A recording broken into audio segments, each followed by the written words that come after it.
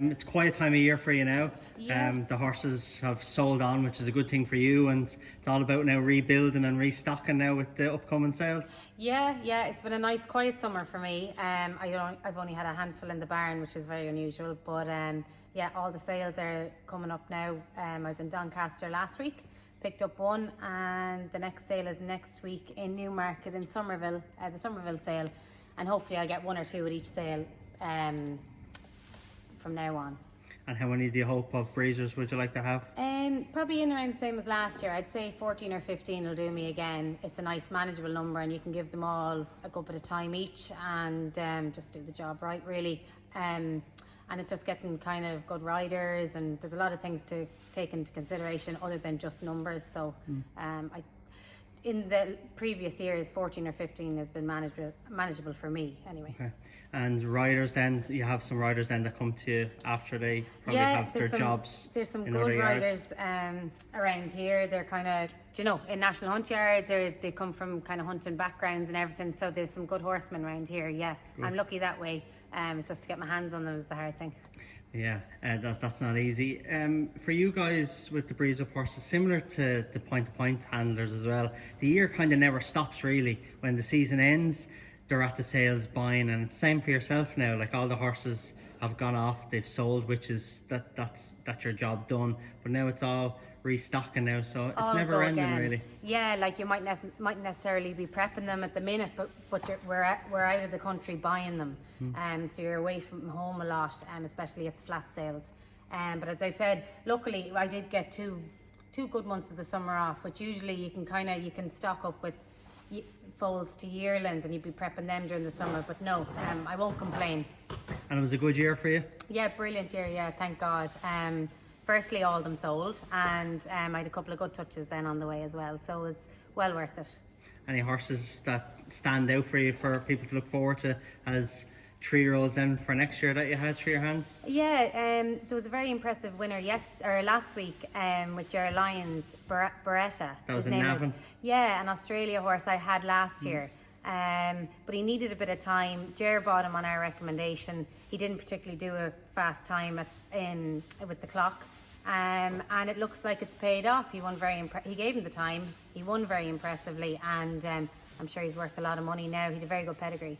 It was very enjoyable earlier on in the year. I was with some of the breeze up guys around the country in County Clare and down in Waterford and that. And the big thing what they all say, especially about the time, it's not always about that fast time on the day. That those horses that are a little bit slower can still turn out to be stars as well. Yeah, you can buy huge value if you just go through and read into the pedigrees. Like if they're not fast horses that are out, like pedigrees that are out in April time, then you can forgive a few things. Or if a horse looks a little bit weaker, or maybe it just came at the wrong time, or it has a sore shin, there's a lot of value to be bought. If you trust the people you're buying off, and you do your research, you can definitely buy a lot of value, especially for more 3-year-old types. Okay. And often they're the more valuable ones to sell abroad.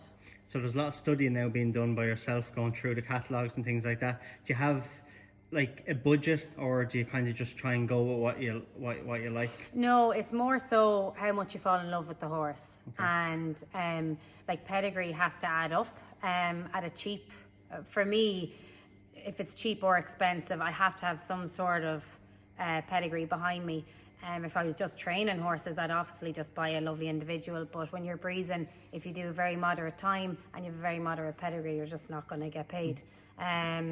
So yeah, a good bit of research will go into what I look at the sales.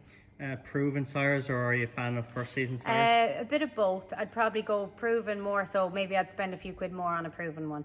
And I'd pull up a little bit quicker with the first season one, but at the same time my mind would be open at the sales. Yeah. I'm sure you won't mind me asking, you were very unfortunate to get a very bad kick in the face from a horse. I think you were putting on the walker. How have you recovered since that? Yeah, okay. It's 6 months now, so I saw the surgeon there this week, and that's hence the glasses, in case people are wondering. Yeah. Sure, look, it's actually not too bad under the glasses or under the patch, but I'm still wearing the patch.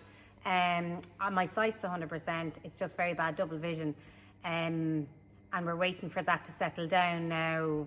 I'd say there's going to be another surgery down the line to help that, but I'll give it my best shot to strengthen it up before I get there. He's going to give me a yes or no come October, but either way, it'll be fine, whether it's in 6 months' time or 2 years' time. You were very lucky. Yeah, very lucky. But hasn't stopped you from working No. as hard as ever anyway. No, I suppose it's good to occupy yourself. I don't know what I'd be a very pleasant person to be around if I wasn't busy.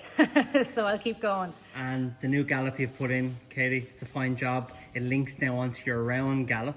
You must be delighted with the work Paddy's done here and putting that gallop in for you. Yeah, excellent job. Paddy, I know him for a long time now. His dad put in my mother's gallop about 30 years ago, and it's still riding as good as ever. So we couldn't look much further than Paddy to do my own when I moved down to Wexford. So we have a 2 furlong round we initially put in 2 years ago, and this year we joined it up with a 2.5 furlong straight.